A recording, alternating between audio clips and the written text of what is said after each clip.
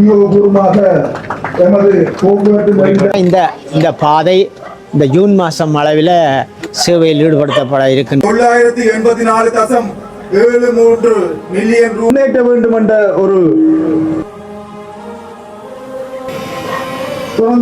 ஐநாதீவு நெடுந்தீவு மக்களாகிய நாங்கள் மிக மகிழ்ச்சி அடைகிறோம்.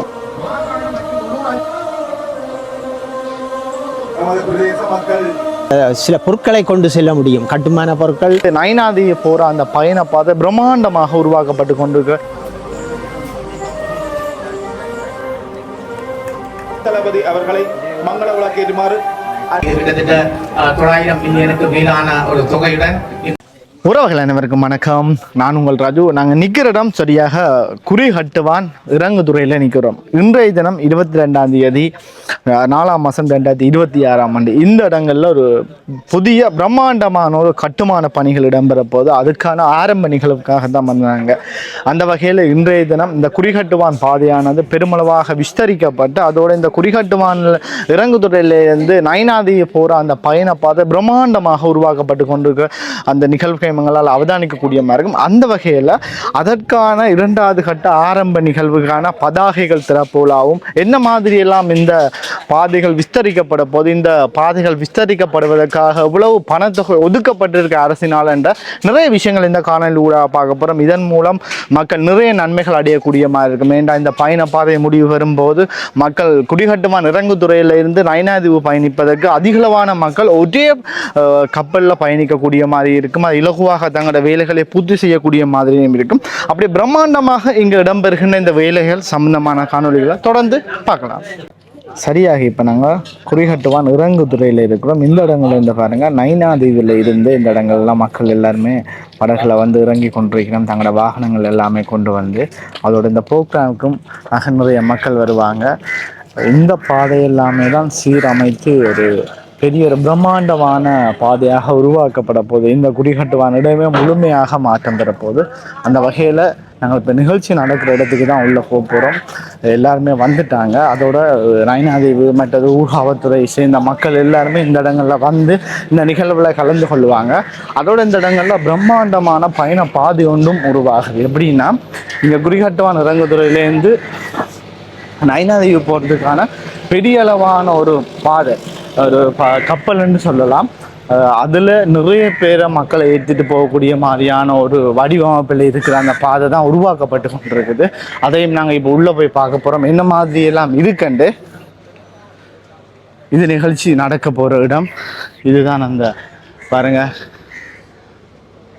புதியதாக உருவாக்கப்படுகின்ற பயண பாதை. இவ்வளவு காலமே எல்லாருமே அந்த படகுல தான் இந்த பயணம் செய்திருக்கணும். இப்போ இந்த இடங்களில் நிறைய வாகனங்கள், பெரிய கனரக வாகனங்கள் எல்லாமே இந்த இடங்கள்லேருந்து ஏற்றி போகக்கூடிய மாதிரியான ஒரு பயண பாதை தான் உருவாக்கப்படுது. அதையும் நாங்கள் உள்ளே போய் பார்ப்போம் அப்படி எல்லாம் இருக்குண்டு. மேலேறி வந்துட்டோம். இந்த இடங்களில் இதுதான் அந்த புதிதாக அமைக்கப்படுகின்ற அந்த பயண பாதை என்றது பிரம்மாண்டமாக உருவாக்கப்படுது. பாருங்கள், உலக காலம் இப்படியான படகுல தான் நாங்கள் பயணம் செய்வோம். இங்கே இந்த இடங்களில் அதிகளவான மக்களையும் ஏற்றி செல்லலாம், அதிகளவான கனரக வாகனங்களையும் ஏற்றி செல்லக்கூடிய ஒரு இடம்தான் இது. கிட்டத்தட்ட முதல் வரைக்க இந்த கீழ் வேலைகள் மட்டும்தான் முடிந்த தருவாயில் இருந்தது. இப்போ கிட்டத்தட்ட மேலேயும் பாருங்க வேலைப்பாடுகள் எல்லாம் முடிவடைந்திருக்கு. அதோட இந்த பாதையை பாருங்க, 2 புற பெரிய பாதையாக புதிதாக அமைக்கப்பட்டு கொண்டிருக்கிறதையும் எங்களால் அவதானிக்கக்கூடிய மாதிரி இருக்குது. மக்கள் எல்லாருமே நடந்து போகிறாங்க.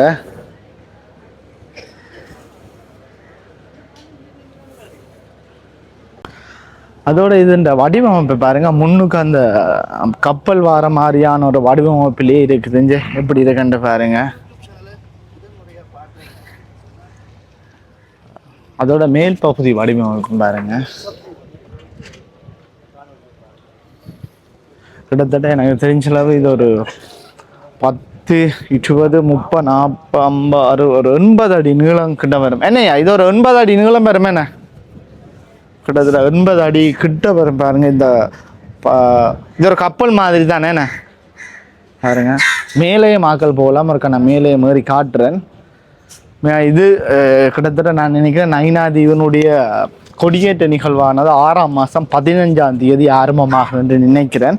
அந்த தருவாய்க்கு முதல்ல இது முழுமையாக முடிவடையும் நினைக்கிறேன். பார்ப்போம் என்ன மாதிரி என்று.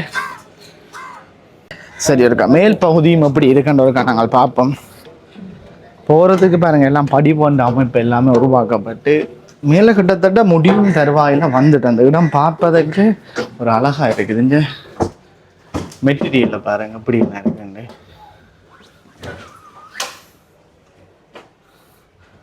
மற்ற உட்பகுதியில் இருப்பதற்கான இருக்கைகள் எல்லாமே செய்திருக்கணும்.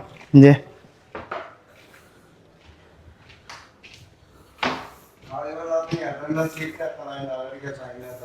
கிட்டத்தட்ட மேலே முடியும் தருவாயில் வந்துட்டு பாருங்க. இதில் எல்லாமே லைட் எல்லாம் வரும்.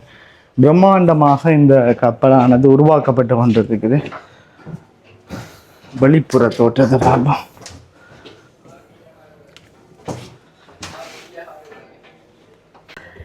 இந்த இடங்கள்ல இருந்து இந்த பகுதியை பார்க்கும்போது அவ்வளோ அழகாக இருக்குது. அதோட நயனை நாகபூசணி அம்மனுடைய அந்த கோபுரத்தையும் நீங்கள் இங்கே இருந்தே தரிசிக்கலாம் பாருங்கள். மற்றது வளமையாகவே நாங்கள் இந்த பாதையினூடாக பயணித்து இதில் இருந்து இந்த கப்பலில் இந்த ஏறி தான் நயனாதீவு பயணிக்கிறோம். இனி வரும் காலங்களில் இது முடிவு வரும் தருவாயில் இங்கே இருந்தே பயணிக்கலாம். எப்படி இருக்கின்றவர்களா பார்ப்போம் மேல் பகுதியை. அப்பா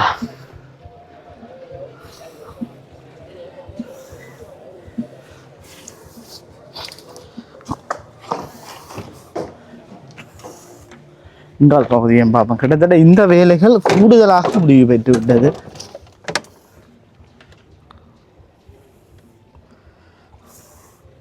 இவ்வளோ அழகாக இருக்குன்னு இந்த இடம்.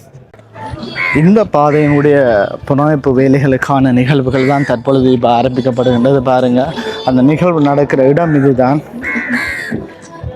அதோட இந்த பாதையை கிட்டத்தட்ட முதல் வரும்போது ஒரு பக்க பாதையாக இருக்கும். இப்போ பாருங்கள் இரு பக்க பாதைகளாக செய்த அந்த புனமைப்பு வேலைகள் ஆரம்பிக்கப்படுகின்றது. மக்கள் எல்லாமே நடந்து வாகனம் பாருங்கள், வாகனம் எல்லாம் வருது. இது முடிவடையும் போது அவ்வளோ பிரம்மாண்டமாக இருக்கும் இந்த இடத்தை பார்ப்பதற்கு.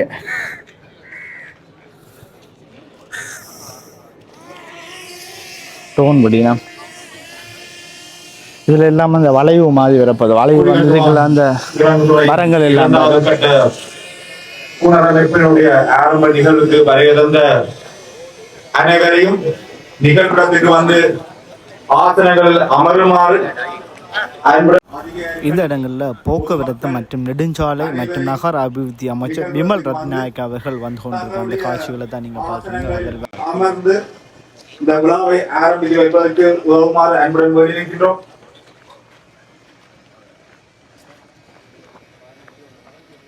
தற்போது இந்த நிகழ்வினை ஆரம்பித்து வைப்பதற்காக பிரதம விருந்தினராக எமது போக்குவரத்து நெடுஞ்சாலைகள் மற்றும் நகர அபிவிருத்தி அமைச்சர் விமல் ரத்நாயக் அவர்கள் வருகிறது சிறப்பித்துக் கொண்டிருக்கின்றார். அவரை நமது பிரதேச மக்கள் பொன்னாடை போட்டு கௌரவித்து அவர்களுக்கு இணையோரையும் கௌரவித்து செய்து வண்ணமுள்ளனர்.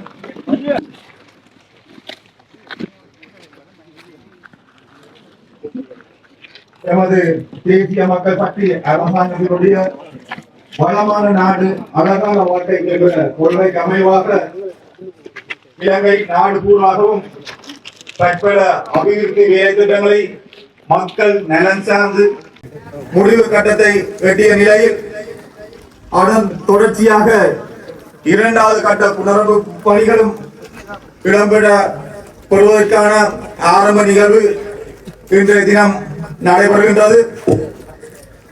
இன்றைய தினத்திலே இந்த இரண்டாவது கட்ட பணிக்காக மிக பெரியதொரு தொகையினை தேசிய மக்கள் சக்தி அரசாங்கமானது ஒதுக்கியுள்ளது. அதற்காக இப்பிரதேச மக்கள் மிகவும் மகிழ்ச்சி அடைகின்றனர். கிட்டத்தட்ட ரூபாய் 984.73 மில்லியன் ரூபாய் செலவில் இந்த இரண்டாவது கட்ட பணியானது ஆரம்பிக்கப்பட உள்ளது. இந்த இடங்களில் பாருங்க, இந்த இரண்டாம் கட்டம் புலமைப்பு வேலைக்கான இந்த பெயர் பலகை திறந்து வைப்பதற்கான ஏற்பாடுகளாக தற்சமயம் இடம்பெற்றுக் கொண்டிருக்குது.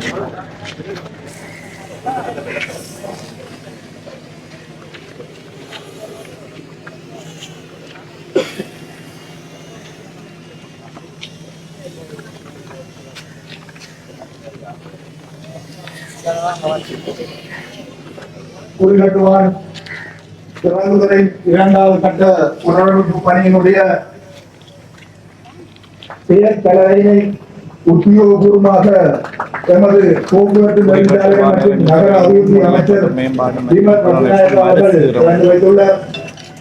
அந்த வகையிலே இந்த புனரமைப்பு பணியானது இந்த தீவ பிரதேசம் மற்றும் யாழ் மாவட்டம் மற்றும் இலங்கையின் அனைத்து பிரதேச மக்களுக்குமான ஒரு மிகப்பெரிய வரப்பிரசாதமாக அமையும் என்பதில் எந்த ஒரு மாற்று கருத்தும் இல்லை. உண்மையிலே இங்கே சுற்றுலா தலமாக நைனாதீவு மற்றும் நெடுந்தீவு காணப்படுவதனால் இந்த அபிவிருத்தி பணியினூடாக இலங்கையில் எவ்வாறு உள்ள மக்களும் பயன்பெறுவார்கள். அவ்வாறு மக்கள் நலன் சார்ந்த திட்டத்திலே தேசிய மக்கள் சக்தி அரசாங்கம் மேற்கொள்ள வருகின்றது. மேலும் நிகழ்வுகளின் வரிசையிலே மங்கள விளக்கேற்றல் நிகழ்வினை தற்போது நிகழ்த்தலாம். அந்த வகையிலே மங்கள விளக்கேற்றல் மங்கள விளக்கேற்றினை ஏற்றி வைப்பதற்காக முதலாவதாக நாம் அழைப்பது போக்குவரத்து நெடுஞ்சாலைகள் மற்றும் நகர அபிவிருத்தி அமைச்சர் விமல் ரத்நாயக்க அவர்களை. அவரைத் தொடர்ந்து நாம் அழைப்பது எமது வடமாகாண ஆளுநர் நாகலிங்கம் வேதநாயகம் அவர்களை. தொடர்ந்து வீதி அபிவிருத்தி அதிகார சபையின் பணிப்பாளர் நாயகம் திரு கட்டி ஆராய்ச்சி அவர்களை அன்புடன் அழைக்கின்றோம்.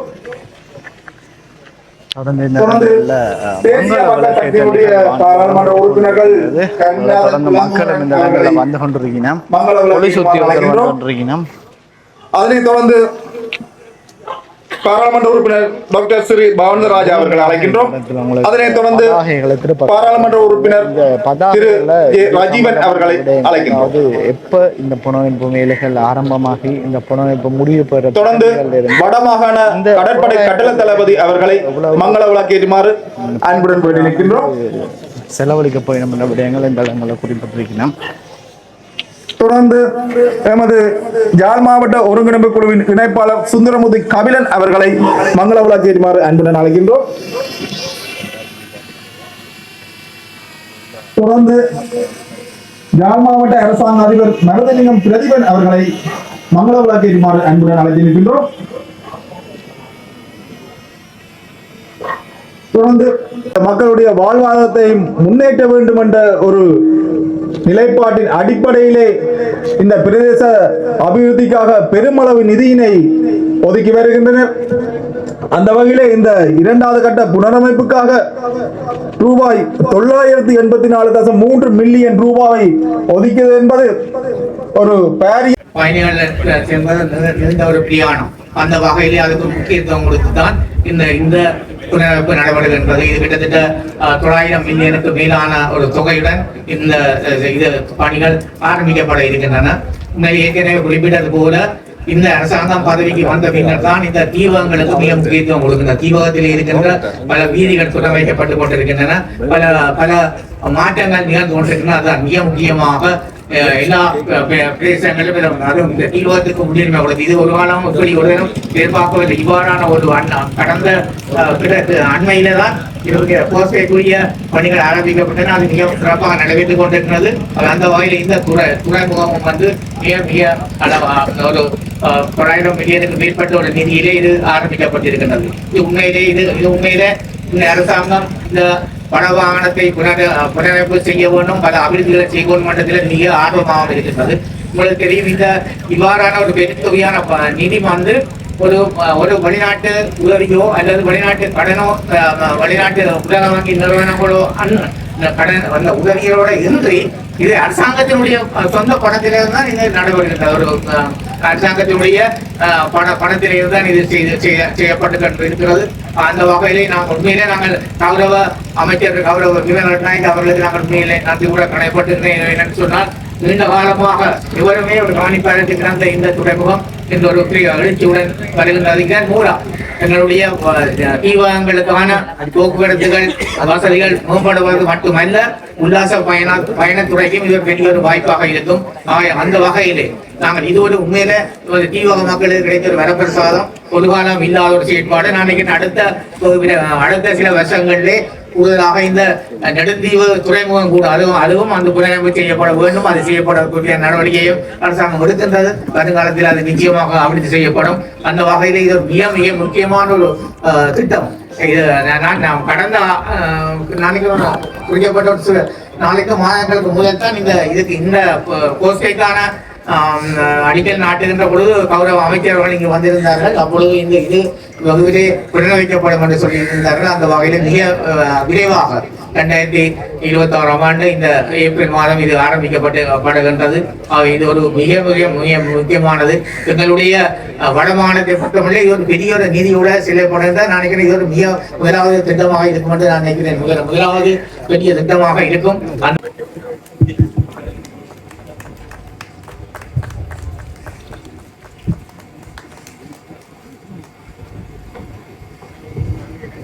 குமரன் தோழர் மற்றும் பாந்தராய தோழர் மற்றும் ரஜீவன் தோழர் அதுபோல கபிலன் தோழர் அவர்களுக்கும் அவர்கள் உட்பட்ட அனைத்து அரசியல் உறுப்பினர்களுக்கும் எனது වණකங்கள். ඒ වගේම මෙතෙන්ට පැමිණ සිටින මාර්ගසන අධිකාරී අධ්‍යක්ෂ ජනරාල්තුමා, ඒ අධ්‍යක්ෂකතුමාලා වගේම පළාත් අධ්‍යක්ෂකතුමා ඇතුළු දිශාපතිතුමා ඇතුළු සියලුම රජයේ නිලධාරීන්ගෙන් ප්‍රාදේශීය ලේකම්තුමාලා ඇතුළු හැම කෙනාගේම අවසරයි. அதுபோல இங்கு வருகை தந்திருக்கின்ற வீதிகள் அபிவிருத்தி அதிகார சபையின் பணிப்பாளர் நாயகம் மற்றும் அதுபோல இங்கு வருகை தந்திருக்கின்ற அனைத்து அரச அதிகாரிகளுக்கும் எனது வணக்கங்கள். ඒ වගේම මෙතන පැමිණ සිටින නාවික හමුදාවේ ඒ අනධින නිලධාරීතුමා, අනිකුත් නිලධාරීන්, පොලිසියේ නිලධාරීතුමාලා සහ මෙතන පැමිණ සිටින මේ ප්‍රදේශයේ දෙස් ප්‍රදේශයේ මන්ත්‍රීතුමාලා සියලුම සහෝදර ජනතාවගේ අවසරයි. அதுபோல இங்கு வருகை தந்திருக்கின்ற வடக்கு மாகாண கட்டளை தளபதி கடற்படை கட்டளை தளபதி அவர்களுக்கும் போலீஸ் அதிகாரிகளுக்கும் மற்றும் டெல்ஃப் பிரதேச சபை மற்றும் உறுப்பினர்களுக்கும் எனது இனிய வணக்கங்கள். මම හිතන්නේ අපි අද මේ කරන කටයුත්ත මීට මාස 7-8කට කලින් කතා කරලා පටන් අරගෙන ටිකක් දුර ඇවිල්ලා තියෙන දෙයක්. ඉතින් මෙච්චර දුර මේක ඇවිල්ලා තියෙන එක ගැන ඇත්තටම සතුටු වෙනවා. நான் இந்த நிகழ்வானது இந்த நிகழ்ச்சி திட்டமானது 7 மாதங்களுக்கு முன்னர் ஆரம்பிக்கப்பட்டிருந்தது. அந்த நிகழ்வில் நாங்கள் இந்த நிகழ்வு பற்றியும் குறிப்பிட்டிருந்தோம். அந்த நிகழ்வானது இவ்வளவு தூரத்துக்கு இது இடம்பெற்றிருப்பது வந்திருப்பதை நினைத்து மிகவும் சந்தோஷமாக இருக்கின்றது. මෙතන ගොඩාක් අපේ ආණ්ඩුකාරතුමාත් සිදු දනාම පැහැදිලි කළා. මෙතන අපි මොකක්ද කරන්න කියන එක විශේෂයෙන්ම නෙදුම්තිව්, නයනතිව් නැත්නම් නාගදීපය, ඩෙල්ෆ් දූපත් වලට යන ඒ පදිංචිලා සිටින ජනතාවටත් සංචාරකයන් වශයෙන් ජනතාවටත් විශාල ගැටලු ප්‍රමාණයක් මේ ස්ථානයේ ඒ ප්‍රදේශයේ තිබෙනවා. ඒක විසඳන දරන තරමක විශාල උත්සාහයක් විදිහට තමයි අපිට මේ කුලිකට්ටුවන් ජැටි එක හදන එක කියන්න වෙන්නේ. நாங்கள் இந்த நேரத்தில் நமது வடக்கு மாகாண ஆளுநர் மற்றும் சில அதிகாரிகளும் குறிப்பிட்டிருந்தார்கள். இந்த பிரதேசத்தினுடைய முக்கியத்துவம் மற்றும் நயினாதீவு மற்றும் டெல்ஃப் பிரதேசங்களுடைய மக்களுக்கும் சுற்றுலாத்துறையினருக்கும் இதனுடைய முக்கியத்துவம் என்பதை பற்றியும் குறிப்பிட்டிருந்தார்கள். அவற்றை நாம் முன்னெடுத்துக் கொண்டு செல்வோம் என்பதையும் குறிப்பிட்டிருந்தார்கள். එතකොට මේ ජැටි එක රුපියල් කෝටි 120ක් මිලියන් 1200ක් රජයේ මුදල් යොදවලා තමයි මෙතන සම්පූර්ණ අලුතෙන් මට්ටමට ගොඩනගෙන මට්ටමට මේක ගොඩනගන්න යන්නේ. இது அரசாங்கத்தினுடைய பணத்தினூடாக 1020 மில்லியன் ரூபாய் செலவில் முழுமையாக அபிவிருத்தி செய்வதற்காக ஒதுக்கப்பட்டு வேலை திட்டம் இடம்பெற்றுக் கொண்டிருக்கின்றது. මොකද ඩෙල්ෆ් දූපත්වල පවුල් 1400ක් විතර ජීවත් වෙනවා. ඒ වගේම මෙතන විශාල සංචාරක කර්මාන්තයට සහ දිවර කර්මාන්තයට විශාල ඉඩක් තිබෙනවා. ඒ නිසා අපි හිතනවා ඒක දියුණු කිරීම අතිශය අත්‍යවශ්‍ය දෙයක් කියලා. டெல்ஃபை பொறுத்தவரையில் 1400 குடும்பங்கள் வாழ்கின்றனர். அதே போல பல்வேறு சுற்றுலாத்துறையினரும் அந்த இடத்திற்கு வருகை இருந்து கொண்டிருக்கின்றனர். அந்த வகையில் இந்த குறிகாட்டுவான் இறங்குதுறையானது எவ்வளவு முக்கியமானது அந்த மக்களுக்கு என்பது தொடர்பாக நாம் அவதானத்தில் எடுத்துக்கொண்டுள்ளோம். மற்றும் ஆரம்ப நிகழ்வுகள் அனைத்து முடிவு பெற்ற தருவாயில் எங்களுடைய விமல் ரத்நாயகா அவர்கள் இந்த இடங்களில் அனைத்து விடயங்களையும் சுற்றி பார்ப்பதோடு புதிதாக அமைக்கப்பட்டு கொண்டிருக்கின்ற இந்த பயண பாதைகளையும் முழுமையாக சுற்றி பார்க்குற அந்த காட்சிகளை நாங்கள் தொடர்ந்து இந்த காணொலியாக பார்க்கலாம்.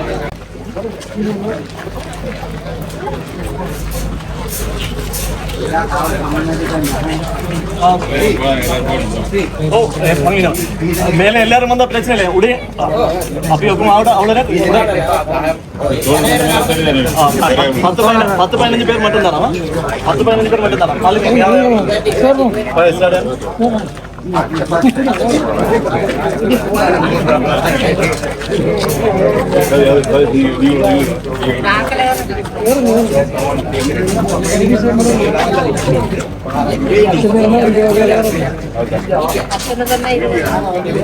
நான் மரியாபரண அம்பிகபாகன் நயினாதேவி.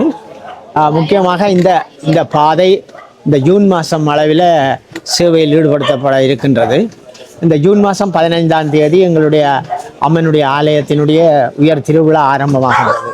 ஆகவே அந்த காலப்பகுதியிலே இது சேவையில் ஈடுபடுத்தப்பட இருப்பது எங்களுக்கு மிக்க மகிழ்ச்சியை தருகின்றது.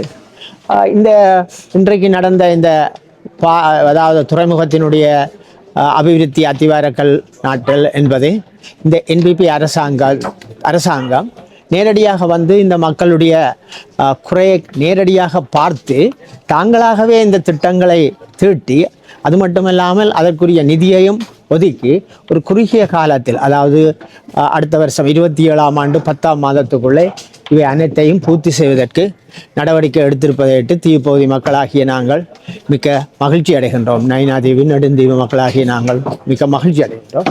முன்னைய காலங்களில் அரசியல் தலைவர்கள், அதாவது ஜனாதிபதியாக இருந்தால் என்ன, பிரதம மந்திரியாக இருந்தால் என்ன, ஏனைய அமைச்சர்களாக இருந்தார்கள் என்ன, அவர்கள் எல்லாம் இவ்விடங்களுக்கு வரும்போது விமான மார்க்கம் மூலம், அதாவது சப்பர் ஹெலிகாப்டரை பாவிப்பதால் அந்த வீதிகளினுடைய நிலை அவர்களுக்கு தெரியாது. இவர்கள் வீதியாலே பயணித்து வருகின்ற அமைச்சர்களாக இருக்கின்றபடியினாலே அந்த வீதிகளுடைய நிலை அவர்களுக்கு நேரடியாக தெரிகிறதுனால மக்கள் என்ன கஷ்டப்படுகிறார்கள் என்பதை புரிந்து கொண்டு இந்த திட்டங்களை நடைமுறைப்படுத்துவதற்கு நாங்கள் மிக மகிழ்ச்சி அடைகின்றோம். பாதைப்படகு இல்லாததில் மக்கள் எப்படியான பிரச்சனைகளை பாதைப்படகுல எங்களுக்கு என்னென்னா, அதாவது இதில் சில பொருட்களை கொண்டு செல்ல முடியும், கட்டுமான பொருட்கள், ஏனைய வாகனங்கள், இப்படியான பொருட்களை கொண்டு செல்ல முடியும். அதோட பயணிகளும் கூடுதலான அளவு இதிலே செல்ல முடியும். அதனால எங்களுக்கு ஒரு மகிழ்ச்சி. இது ஆரம்பத்தில் இருந்தது, பிறகு இல்லாமல் போய்விட்டது. இது கொஞ்சம் வித்தியாசமானது. இது பொதுமக்கள் மேலே இருக்க போகின்றார்கள், வாகனம் கீழே இருக்க போகின்றது. மேலே வாகனங்களை, அதாவது பொதுமக்களையும் கீழேயும் பொதுமக்களை ஏற்றுவார்களாக இருந்தால் கிட்டத்தட்ட ஒரு 800-900 பேர் வரையிலே இதில் பயணம் செய்யக்கூடியதாக இருக்கும். அப்போ எங்களுடைய கோயில் திருவிழா காலத்தில், அடுத்தது பௌத்த விகாரைக்கு அதிக எண்ணிக்கையானவர் வருகின்ற காலத்தில் இது மிகவும் ஒரு சுலபமான ஒரு போக்குவரத்து வழியாக அமைய போகின்றது. கடல் வழி போக்குவரத்து வழியாக அமைய போகிறது. இந்த பாதை படகும் புனரமைக்கும் போது அவ்வளவு பிரம்மாண்டமான வளர்ச்சி இந்த குறிகாட்டுவான் ஜெட்டியை அடையும்.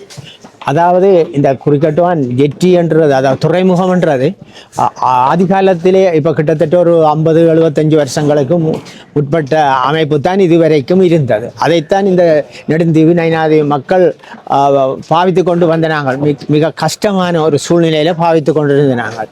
அதாவது எங்களுடைய மழைக்காலங்கள், புயல் காலங்கள்ல எல்லாம் இதில் பெரிய கஷ்டம். அடுத்தது படகுகளை கொண்டு வந்து அணைக்கின்ற அந்த துறைமுகம் எங்களுக்கு ஒரு 3 படகுகளை தான் அணைக்கக்கூடிய நிலையில் இருக்கிறது. இப்பொழுது எங்களுடைய இந்த திட்டத்தின்படி 8 படகுகளை ஒரே நேரத்தில் அணைக்கக்கூடிய ஒரு வசதி இங்கே ஏற்படுவதால் எங்களுக்கு அது மிகச் சுலபமாக அமைய போகின்றது.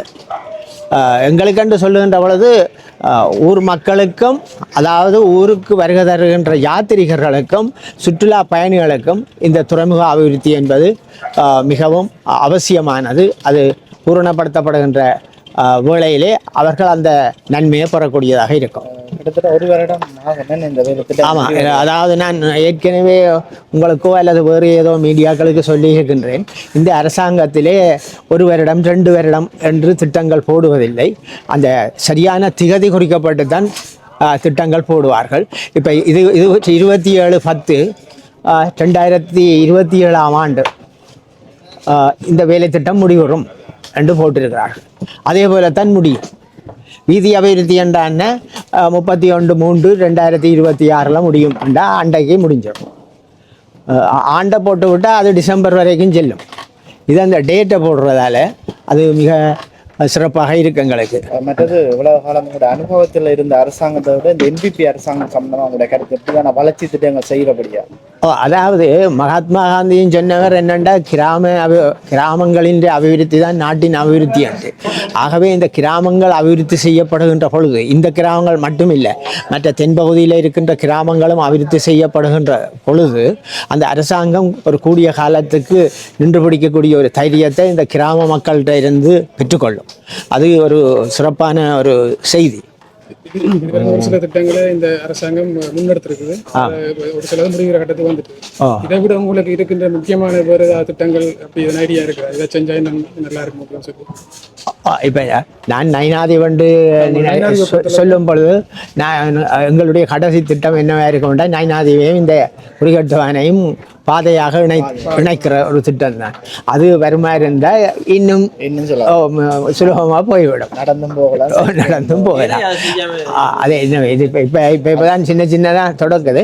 மற்றது எங்களுக்கு இப்பொழுது இந்த நைனாதீவில் இருக்கின்ற அந்த குடிநீர் பிரச்சனையை பற்றி நாங்கள் இங்கே தெளிவாக சொல்லி இருக்கிறோம். அதுவும் விரைவில் எங்களுக்கு இதாண்டம். இப்போ புங்குடுதீவுக்கு அண்மையில் வரப்போகுது குடிநீர், தாளையடி குடிநீர்.